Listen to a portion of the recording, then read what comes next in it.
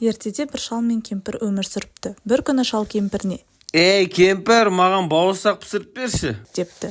Кемпірі қамбаны сыпырып, түбінде қалған 2 уыс ұнды жинап, қаймаққа илеп, майға бауырсақ пісіріпті. Содан соң оны суысын деп терезенің алдына қояды.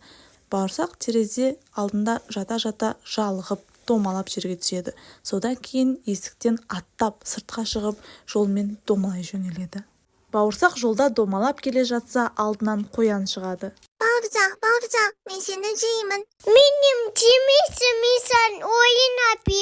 Апананы қастым, атананы қастым, енетені қасым. Әрі қарай домалап келе жатса, алдынан қасқыр шығады. Бауырсақ, мен сені жеймін.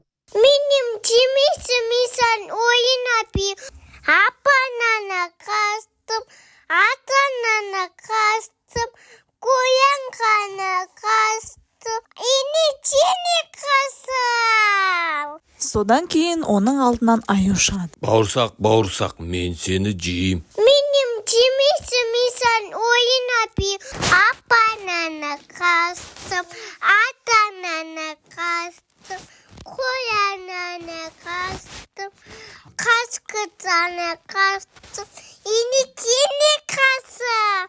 Ең соңында бауырсақтың алдынан қу түлкі шығады. Бауырсақ, мен сені жеймін.